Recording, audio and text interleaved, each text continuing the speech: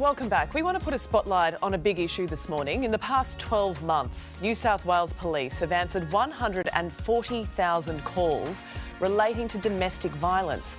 That's 400 calls a day. Just let that sink in for a second. Isn't that an incredible number?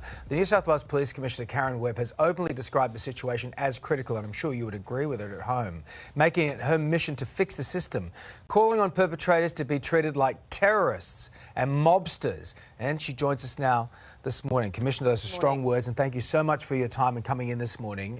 The past 12 months, we're saying 34,000 cases of domestic violence in New South Wales alone.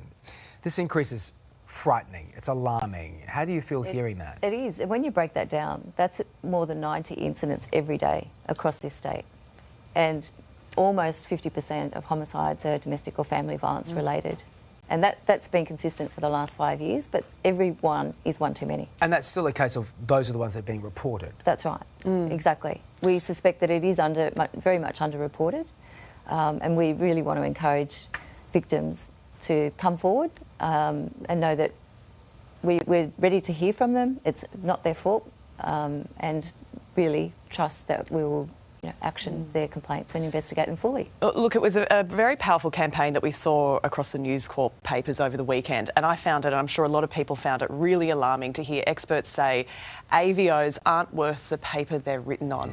Do you agree with that, and how do we make them more effective? I think AVOs are effective for a cohort of people. What concerns us is that group of people that they're not effective for because they are high-end offenders, and they're the ones that we really need to target. They have nothing to fear from the AVO at this stage. Well, and frankly, they're really high risk because they've got motive and they really want to, get back at the victim. So not much is going to stop in their way. There'd be a lot of other women who've been in a position, though, that feel like that it's not even just the high-risk versions of that. There are a lot of people out there say that this is just not helping at all, and you have to go reissue them.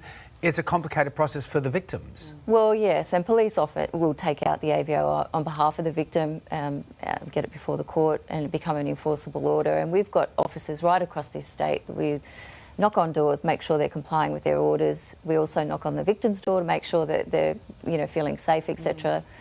So there's over 92,000 AVOs in existence at any one time in New South Wales.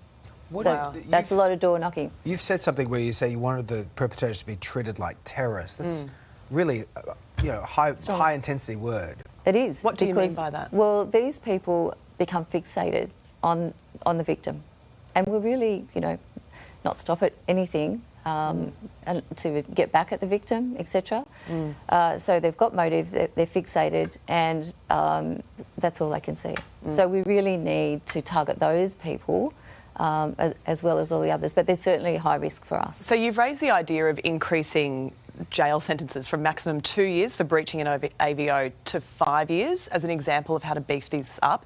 Is the New South Wales government open to that legislation? Yeah, certainly, and we've been in discussion with our minister and other services and other departments about that. So we're talking about that at the moment, and we hope that this is an opportunity to really fix this as a systemic problem. It's not just a policing problem, it's actually a whole community problem, and we all need to work together on this. Well, it is, and it goes to the courts, where they're overwhelmed with these cases. And, you look at the case of Tatiana Dokataru, her former partner, who isn't facing charges related to her death, but dozens of charges relating to escalating domestic violence against her at this stage.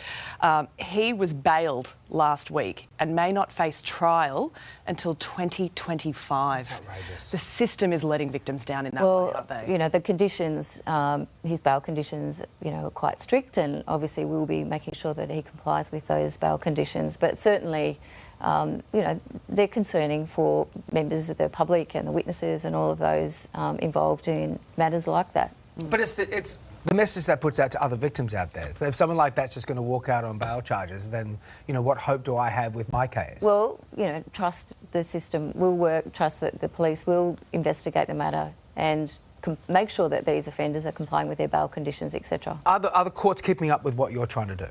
Yes, I meet regularly with the Chief Magistrate, and we talk about, what else can we do? Trying to get through the backlog that was created in COVID, etc. It takes up a lot of court time, like it takes up police time, but they're continuing to work through it as quickly as they can.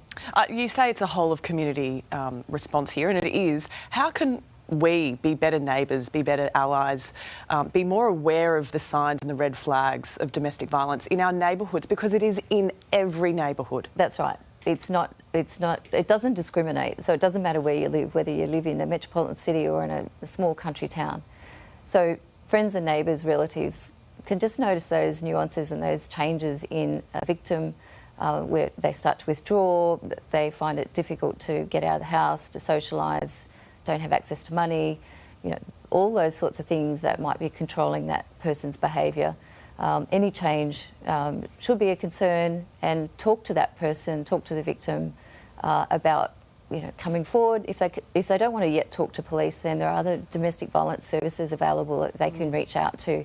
And it doesn't matter whether it happened yesterday, a year ago or 5 years ago, that we will investigate it. So if they're not ready to come forward now, but they do need the support of counsellors and others. Well, and I know New South Wales Police are investing a lot in training police, not just, straight up domestic violence, coercive control, all of it. So call the police, 1800-RESPECT. There are so many avenues out there for support if you need it anywhere in the community.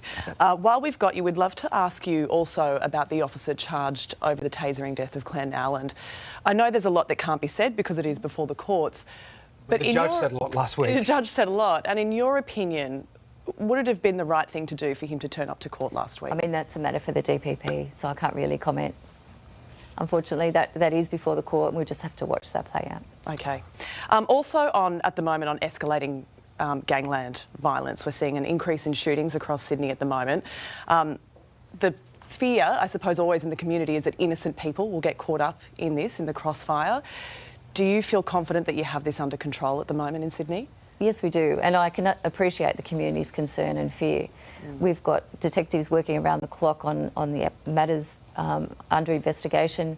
I've got officers in commands and proactive units deploying day and night, knocking on doors, making sure that people are complying with their conditions, etc., to keep this under control. And really, if people know something's going on, we ask that they call Crime Stoppers. Because the community are our eyes and ears. So if they can call Crime Stoppers, 1800 333 000, then that information could be key to solving these matters. Commissioner, we really do appreciate you coming today. We know this is an important story that we wanted to touch on, and thank you for touching on those other things too, but we appreciate your time and everybody there that you're working with in the police department and just trying to do what they can. Thank you so much. Thank you, David. Thank you, Commissioner. Hey there, Today fans. Sarah and... What's my name again? Oh my God, Carl. Hey, thanks for watching our YouTube channel, though. Subscribe now for more news, special reports and amazing Aussie stories. And Carl misbehaving, Whoa, of course. that never happens. Always happens. What's she talking about? Always happens.